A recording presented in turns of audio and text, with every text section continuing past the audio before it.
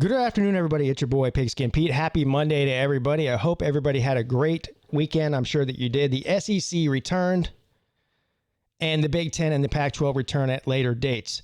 This is Pigskin Pete's weekly top 10 list. Now, I haven't done one for the past couple of weeks. I did my my preseason top 10, which I do every year, the week before the ACC and the Big 12 kicked off. I've held off on doing one since then, awaiting the return of the SEC. I am not going to include the Big Ten, obviously, or the Pac-12 until they start playing. So once they start playing, this list will change. It'll change drastically. But every YouTuber out there has their own top 10 list. Every ESPN analyst, every Fox Sports analyst, every college football writer for every newspaper and magazine across the country has their own top 10 list. And mine is no different. This is not new. This is something, if you're new here, I've been doing every single year. Everybody does theirs a little bit different. I mean, the AP is still including the Big Ten and the Pac-12 in their top 10, which I think is ridiculous. There's no reason to include them until they start playing. But nonetheless, here it is. Now, before we get started here, I want to go ahead and just say this. You'll notice that all of my top 10, before we even start and we look at who they are, they're all Power 5 teams, and they're all undefeated teams. There's the age-old debate about, well, this team has a loss, but this team who's undefeated, look who they played a bunch of scrubs, a bunch of nobodies. So, this team should be ranked ahead of them. I'm not this early in the season. This whole one or two loss team should be ranked higher against an undefeated team. That's a debate for later in the season. This early in the season, you're not making my top 10 list if you have a loss.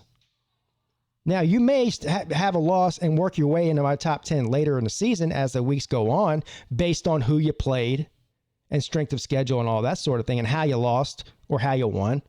But as of right now, if you're Oklahoma, you're not being in my top 10, losing to Kansas State. You may think you're better than a team that's in my top 10. That's your problem, not mine. Shouldn't have lost to Kansas State. And I'm not saying Oklahoma's not a top 10 team, or that they won't finish in the top 10. They're not making it this week, though. And that goes for anybody else that's caught an L here in the past few weeks in college football. All right, here we go. Number 10, Pittsburgh. Oh, look at this ACC homer. Got Pittsburgh in the top 10. Pittsburgh has manhandled and destroyed the first two teams they played. Yeah, okay, bad teams, whatever. They shut down one of the best offenses in America in Louisville last week. Yes, Malik Cunningham got hurt, but he didn't get hurt until there was like a minute and a half left in that game, so all the damage was already done. Pittsburgh is a legit threat to ruin somebody's season in the ACC. Clemson, Notre Dame. I don't know that if they play Miami. I think they play Miami. So this is a legit team. Now, I'm not saying Pittsburgh will most likely, even in my poll or my ranking, not finish in the top 10. As of right now, they are one of the 10 best teams in the country for who's playing now, according to me, until they prove me different. Now, Pittsburgh's a team that's going to probably lose several games, even just in the ACC schedule. But until they do, they're staying in my top 10. Or until another team from the SEC proves that they can take that spot based on maybe a better win or something.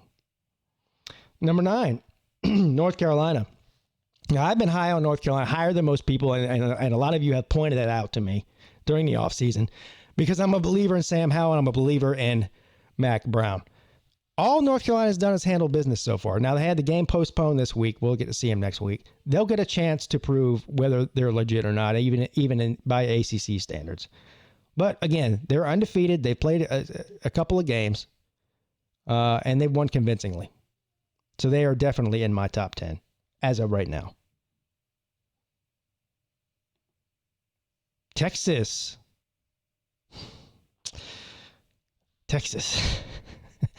Texas rode the struggle bus. They rode the struggle bus against a bad team. Nonetheless, they didn't pull in Oklahoma and lose. So, well, what is Texas? 3-0 now? What are they? 2-0, 3? I don't know. Whatever it is. 2-0, 3-0. They're undefeated. Power 5 team. I'm not sold on Texas. If I had to guess, and this is just a guess, I would say Texas will fall out of my top 10 and everybody else's top 10 sometime within the next 2 or 3 weeks. But I don't know. Maybe I'm wrong. Maybe they can turn it around. Maybe it was a fluke that they struggled against a bad team. Maybe. It went to overtime. We'll see. Team number 7, Georgia. Now, Georgia is one of the best 5 programs in America. I'm basing this off of what I've seen so far. Now, Georgia did what a lot of teams, there's been at least a dozen teams in the country that have come because of the weird schedule with the practices and no spring games and, the separating of position groups and practice. I mean, there's all kinds of weird factors that go into this, but there's been a ton of teams that have come out flat in the first half of the first game that they played, and Georgia was no different. Now, Georgia's got a problem, but this is not a new problem for them. At least according to me, it's not. And the problem is the quarterback position. Can they get that straightened out? We'll see what JT Daniels looks like once he gets cleared to play. Maybe Stetson Bennett's better than we thought. I don't know. All I do know is they did win convincingly. Hell, they won by 20, whatever it was, 4 touchdowns. I mean, that's a convincing win against a terrible Arkansas team. But you have to go off what you saw. You can't deny the first half of that game. Arkansas is not a good team. Nobody can come in here and try to convince me, well, maybe Arkansas, no. There's no maybe Arkansas is good. They're not. Georgia will compete. They'll compete in the East. They'll compete in the SEC. And if they handle business in those big games that they have down the road, they'll be in the top 4 or 5 at the end of the year. No doubt. This is what they do. So as of right now, Georgia's 7. I expect them to probably move up in the coming weeks. And look, they're favored against Auburn this week.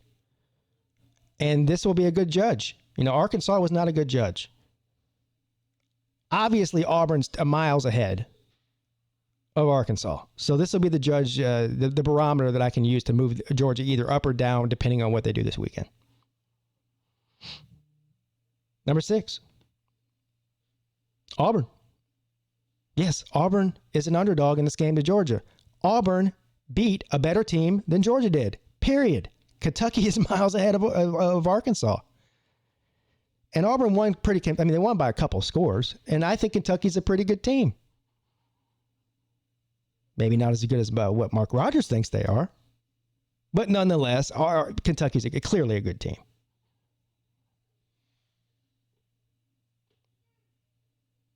Auburn at number 6.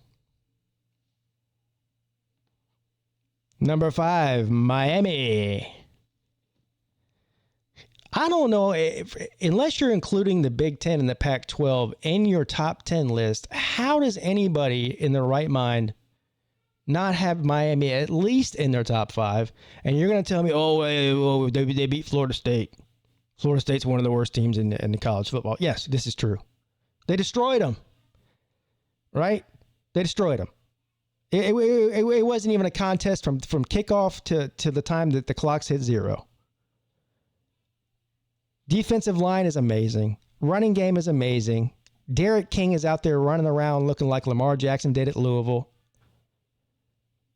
Miami's going to be a problem. Now, they're doing what great teams do.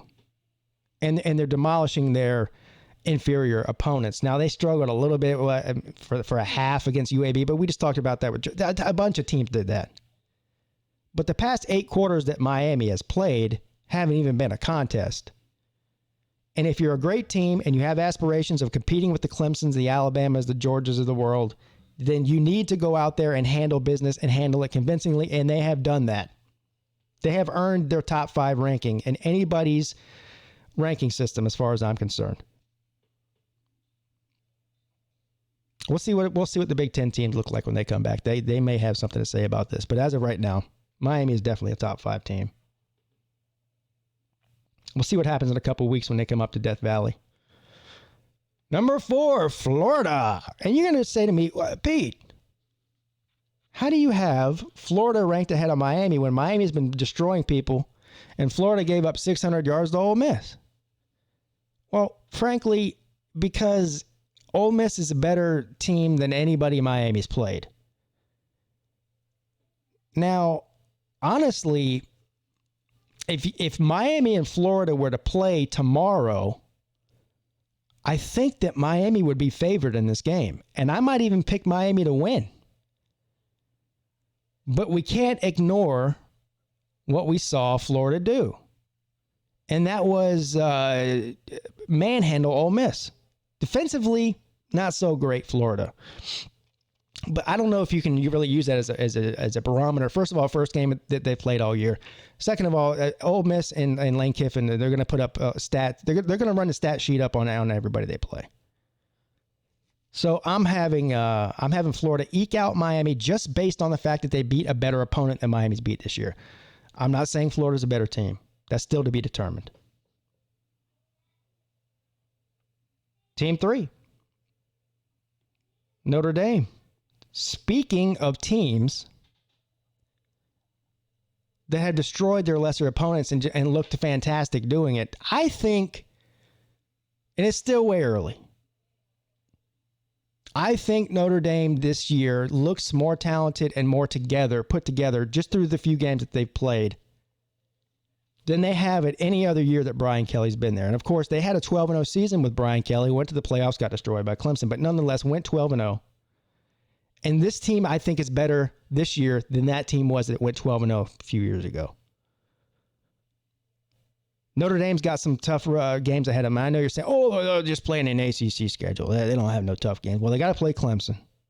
They got to play Pitt. They got to play North Carolina. 3 decent, Clemson's a great team. 2 other very good teams that could possibly upset them. Now, Notre Dame will be favored in every game they play, and they should be, other than Clemson. And so they have their chance. I'm interested to see what the Irish are going to do this year, all the way up until they come, or until Clemson rolls into South Bend.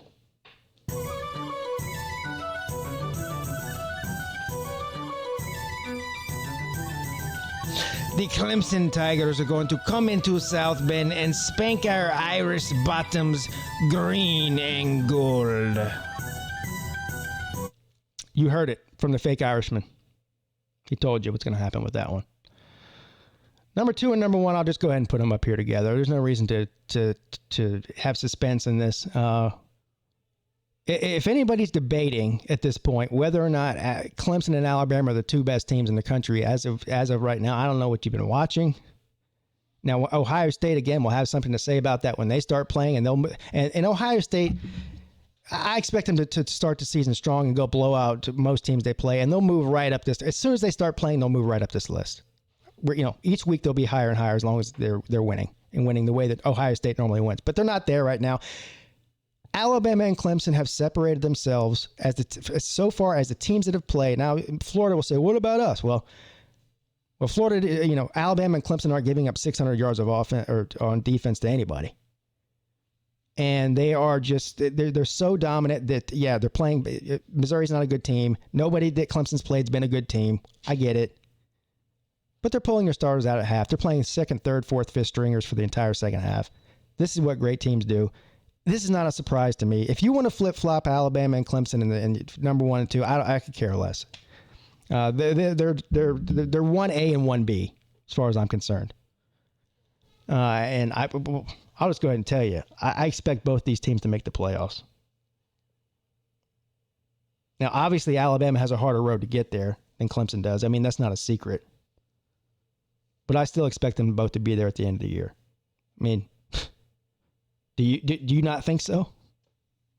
So, we'll see. Alabama and Clemson. All right, guys. And again, some of these teams out. So, Mississippi State could have easily made the top 10. I have Pitt ahead of them because Pitt's 3-0. Mississippi State's only 1-0. Same thing with North Carolina. And as far as the group of 5 teams go, Cincinnati, UCF, they may be deserving to be in this top 10, and they may move into the top 10 because I expect Pittsburgh, Texas, North Carolina, these 8, 9, 10, they're going to lose at some point, a game here or there, I think. And at that point, I will start to move up the UCFs and the Cincinnatis into my top 10. Of course, I mean, UCF, they're a group of 5 team. They did beat Georgia Tech, but Georgia Tech's not even a top 50 team in the country. So they don't have as good of wins. They may have won convincingly, and they did what they did, and they're a great team. Same thing with Cincinnati. But they haven't beat teams as good as some of these other teams have beat. So I expect a group of 5 team or 2 to move into my top 10 sometime in the next couple of weeks. But as of right now, this is where it stands. You can love it. You can hate it. You can, I hope you love it. I'm sure you hate it, but it is what it is. I'll see you next week with my next top 10 list. Let me know what you think in the comment section. I can't wait to read those. Pigskin Pete, checking out.